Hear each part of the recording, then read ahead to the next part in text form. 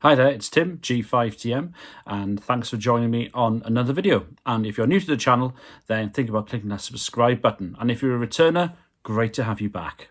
Now, those of you who have seen my channel in the past may well have come to the conclusion that I enjoy mobile HF operating, and you'd be right. And in particular, I enjoy operating near the sea. Now, I'm very lucky. I live within striking distance of the sea, literally a 10-minute drive.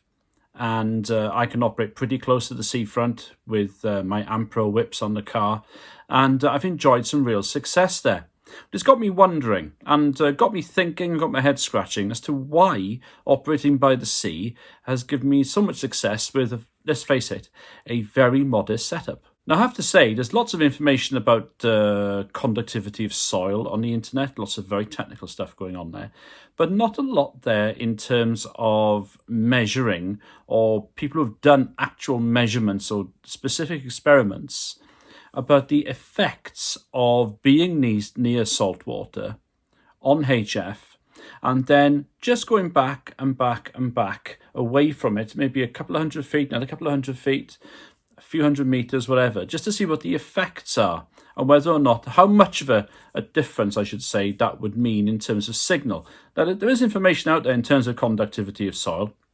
There's a very useful table which has been unearthed by one or two people. I'm not sure whether this exists. I think it might exist on MMANA, but Callum, the ex-commander, has put it up on his website when he looked into something like this before, and he's highlighted this on his channel as well.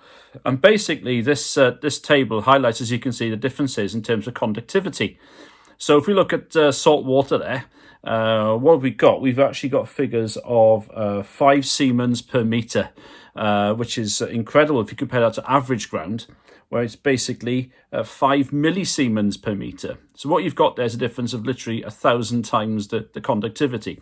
And that's important because good ground conductivity, when you're running this is when we're running a vertical. If you're running a vertical fairly close to ground or on the ground, or indeed, any vertical antenna really by the sea, benefits from that enhanced ground conductivity because it takes away a lot of the ground loss, compensates for that, and gives us that extra kick, that extra gain.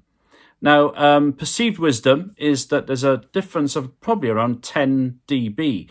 And in fact, if you put those different grounds into MMANA, for example, you can see that when we're looking at the saltwater version, we're looking at 5 degree takeoff 5 degree elevation here in terms of the takeoff angle, which is probably pretty good for DX. You can see that we're looking at a figure of about 5 dB. And if we then go to our average ground vertical, again with radials on the ground, bog standard vertical, sort of inland somewhere on average ground, then we've got a much different picture. We're down to minus 5.9. So effectively, there's a difference there of getting on for 11 dB, which, might only be a couple of S units, but can mean a big difference. And of course, it isn't just your transmit that gets enhanced, it's also your receive. So we've got that information to go by, but of course you could argue that's modelling. Is that the real world? Well, after hours of searching, it was hours, I've come across 2 sources of information from people who've been out there and done something pretty similar to this in terms of investigating the difference between being near the sea and away from the sea in terms of transmitted and received signals. So the first source of information I came across was on the website shortwavelistening.com, SWLING.com, by a contributor who goes by the name of, the title of 13DKA. Now, I did try to find their name and call sign, couldn't find who they were. So if you know who they are, or if you're watching this, then thank you so much for this information. Now, as the website implies, they're a shortwave listener. And they wanted to see the effects of being near saltwater and away from saltwater on received signals. And they were under the impression, I think the belief, that once you go about 10 wavelengths away on the frequency you're listening to, once you go to 10 wavelengths away or more, then the benefits of being saltwater would largely die away. So the further away you go, the worse the signal is going to be. So what they did, they took a signal reading, actually recorded the received signal on a military sort of radar transmission, right next to the salt water, and then drove 25 kilometres away on ground that they'd researched into knowing wasn't benefiting in any way from being near the coast. I think it was quite normal pastoral ground. And they wanted to compare the signal from near the coast to the signal where they were. And let's take a look at that.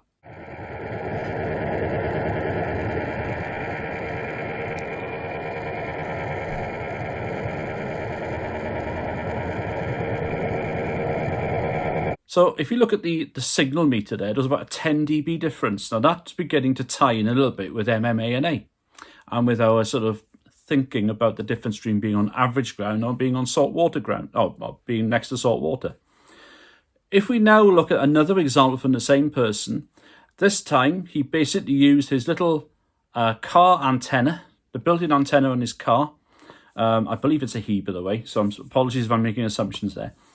And his normal car radio, listening to 198 long wave, which is BBC Radio 4 here in the UK on long wave. And again, he compared it next to the salt water and at 25 kilometres away location from the salt water. Again, there wasn't an S unit involved, but if we listen to the difference, we can see there's quite a difference in terms of the reception.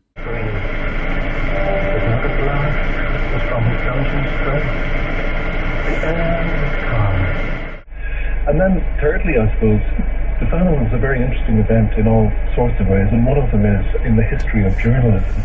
The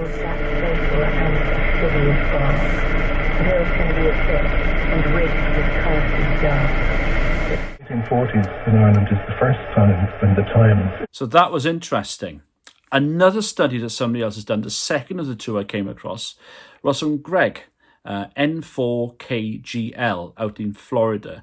Now, I've been in contact with Greg and he's given me permission to play some, to show you some stills of what he did. He did a presentation to Ham Expo back in 2020, which I think would have been done because of COVID. It was done actually, I think, just using PowerPoint from a virtual presentation. And he explained his experiment. And his experiment was they had two identical antenna setups, both vertical antennas, both running Whisper, WSPR, which is the weak signal propagation tool. Really addictive. You can tell from that where your signal gets out to. And there's lots of different beacons all over the world ready to pick your signal up and give you a report that they've heard you. Now, he had one of these stations literally right by the salt water and the other identical setup some 700 feet away from the shore, which is about 11 wavelengths on the 20-meter band that he was using both of these antennas for. So what he did, he transmitted on both antennas simultaneously using Whisper. And even before he did this, he checked, by the way, with both antennas running from the exact same location to make sure there's some calibration between the two. And I think it was only about a 0.2 dB difference in all the spots he got. So basically, they were both very similar performing setups. So just to confirm then, one by the salt water and one about 700 feet away, okay? 11 wavelengths away.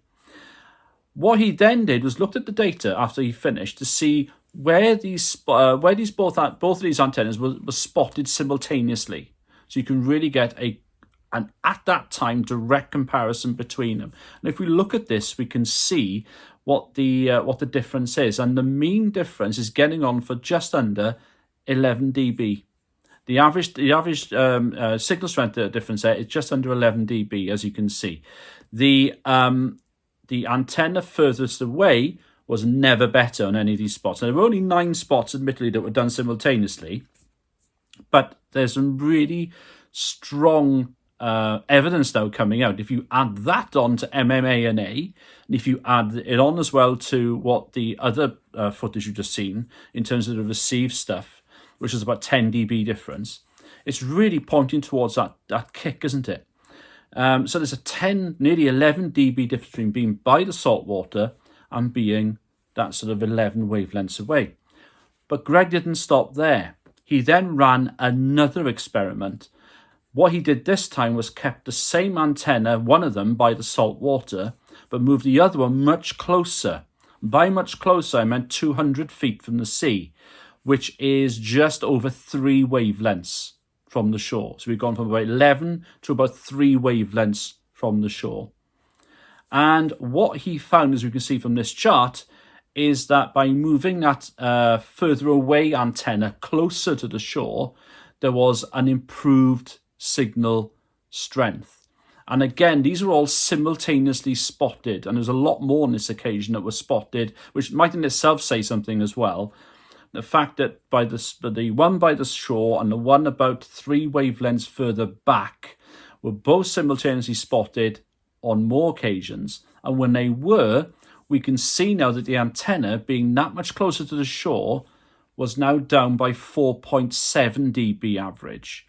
So effectively, it's 6 dB better off being that much closer to the shore than what it was further back. So from being 11 wavelengths away from the shore to being 3 wavelengths away from the shore has improved, according to this, the signal strength by some 6 dB. Now, yes, I will admit it would be good if we could have compared it with 200 and 700 feet. There might have been a change in conditions, but of course that's relative because we still have that same antenna by the shore against both antennas. This is really, really interesting stuff to me because you're within 3 wavelengths of that shore. You're now better by 6 dB than an antenna that is still within 700 feet of the shore, but you're 6 dB better off. And if you move it further towards the shore to get right by the saltwater, you can improve by, well, nearly 5 dB further again. So as with all experiments or data that you get when you're looking into something, when it answers one question, it asks another 5. So I've now got this thirst on to go and measure for myself. I actually operate a bit closer than 3 wavelengths. I operate about a wavelength away from the shore on 20 meters. So I think if I have to guess where I am in that sort of scheme of things, if we look at the chart I put together here, I think I'm around 3 or 4, maybe 3 dB worse off than being right by the sea. A little bit better than the 200 foot away antenna, which is 3 wavelengths away. I think I'm a couple of dB better than that, but still about 3 dB down on the antenna by the saltwater, right by the saltwater. So I might explain why with my little crummy little hamstick on 20 meters, and other people have done the same thing as well that I know. That's why when you're by the sea, you get a little kick. And it's not just a little kick. If you compare if I think I'm right in being about a gain of about 2 dB at 5 degrees off the horizon, right?